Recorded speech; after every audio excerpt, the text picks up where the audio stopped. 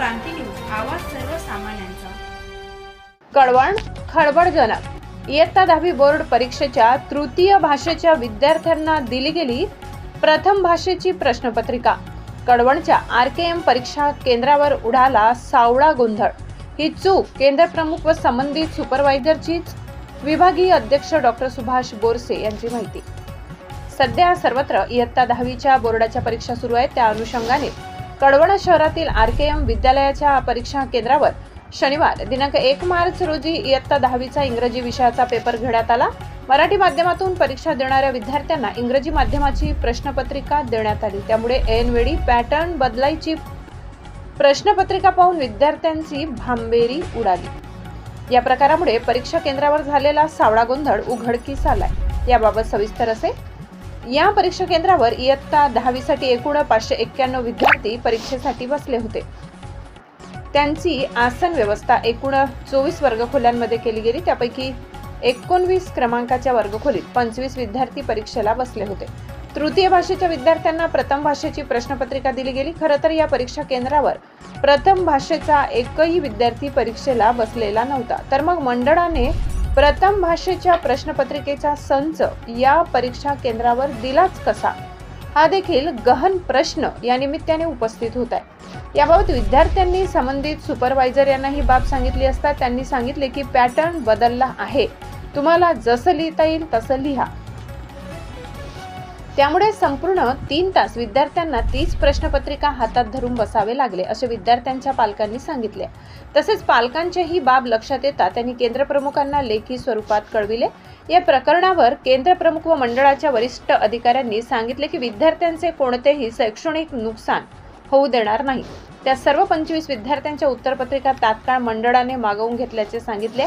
याबाबत उडालेल्या सावळ्या गोंधळात RKM विद्यालयाच्या मुख्याध्यापकांचा व शाळा प्रशासनाची कोणतीही चूक दिसून येत नाही। या प्रकरणी महाराष्ट्र क्रांती न्यूजने थेट महाराष्ट्र राज्य माध्यमिक व उच्च माध्यमिक शिक्षण विभागीय मंडळ नाशिक गाठून विभागीय अध्यक्ष डॉक्टर सुभाष बोरसे यांच्याशी संपर्क केला असता त्यांनी बोलताना सांगितले की झालेली चूक ही केंद्र प्रमुख व सुपरवायझर यांचीच असून त्यांची चौकशी करून त्यांच्यावर योग्य कारवाई केली जाईल। परंतु या प्रकरणात विद्यार्थ्यांचे कोणतेही शैक्षणिक नुकसान होऊ देणार नाही, म्हणून विद्यार्थ्यांनी बिनधास्तपणे उर्वरित पेपरचा अभ्यास करून पेपर द्यावेत। म्हणून या सावळा गोंधळ प्रकरणी संबंधितांवर काय कार्यवाही होते याकडे सर्वांचे लक्ष लागले आहे। याबाबत विभागीय अध्यक्ष डॉक्टर सुभाष बोरसे यांनी अधिकची माहिती दिली आहे, पाहूयात सविस्तर। महाराष्ट्र क्रांती न्यूज साठी मुख्य संपादक प्रकाश बागुल, कळवण। मुळात त्या दिवशी कळवण केंद्रावर इंग्रजी माध्यमाची परीक्षा होती, ती राज्य मंडळाची परीक्षा होती। त्यामुळे CBSEचा वगैरे काही विषयच नाही, त्यामध्ये फक्त राज्य मंडळाचे काही लँग्वेजचे प्रकार असतात, first language, second language, third language. तर त्यानुसार ते काही फर्स्ट लँग्वेजचे विद्यार्थ्यांचे पेपर आहे ते थर्ड लँग्वेजच्या विद्यार्थ्यांना दिला गेला। इंग्रजी विषयाचाच पेपर दिला गेला होता, तर लँग्वेज चेंज आहे, त्याच्यामध्ये काठिण्य पातळीचा फरक असतो।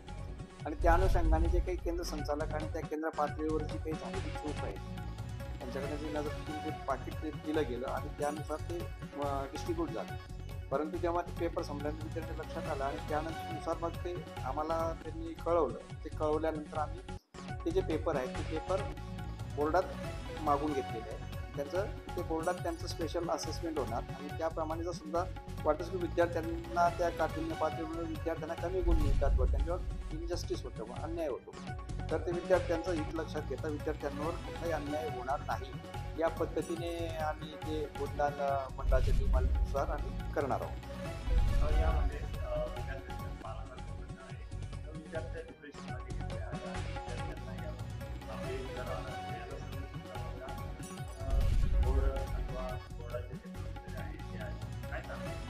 विद्यार्थ्यांचं नुकसान होणारच नाही, त्याच्यामुळे विद्यार्थ्यांनी पॅनिक होण्याची काही गरज नाही। विद्यार्थ्यांनी असं म्हणजे निरुत्साहात जाण्याचं, डिप्रेशनमध्ये जाण्याचं काही कारण नाही। कारण मंडळ कधी विद्यार्थी हिताचा विचार करतं आणि मंडळाची नियमावली ठरलेली असते की अशा वेळी जर सुद्धा अशा घटना घडल्यात तर त्यावेळी काय उपाययोजना करावी हे मंडळाचं यापूर्वीच ठरलेलं असतं। म्हणजे मंडळाची विशिष्ट नियमावली आहे आणि त्यानुसार जो घडलेला प्रकार आहे तो घडलेल्या प्रकारात आम्ही मंडळाच्या नियमावलीनुसार कार्यवाही करणार, विद्यार्थ्याचं कुठेही नुकसान होणार नाही याची पूर्णपणे मंडळ दक्षता घेणार। मूळ मुद्दा असा आहे याच्यामध्ये की मंडळाने चूक केली किंवा मंडळ याला जबाबदार आहे असं म्हणता येणार नाही, परंतु मंडळात जे काही कार्य प्रणालीतले जे काही घटक आहेत ते काम करून घेताना आम्ही जे काही कनिष्ठ महाविद्यालयाचे किंवा विद्यालयाचे जे कर्मचारी असतात त्यांच्या मार्फत आम्ही काम करून घेत असतो आणि त्या व्यवस्थेतनं ही झालेली चूक आहे. म्हणून त्याला मंडळ जबाबदार आहे असं म्हणता येणार नाही, परंतु या मंडळातल्या काम करताना जे जे कोणी घटक असतील त्यात जबाबदार, त्या जबाबदार घटकांवर आम्ही मंडळाच्या नियमानुसार त्यांची एन्क्वायरी करून यथोचित आम्ही कार्यवाही करणारच. अशाच नवनवीन बातम्या पाहण्यासाठी आमच्या महाराष्ट्र क्रांती न्यूज या यूट्यूब चॅनलला लाईक करा, सबस्क्राईब करा आणि बेल आयकॉनला प्रेस करा.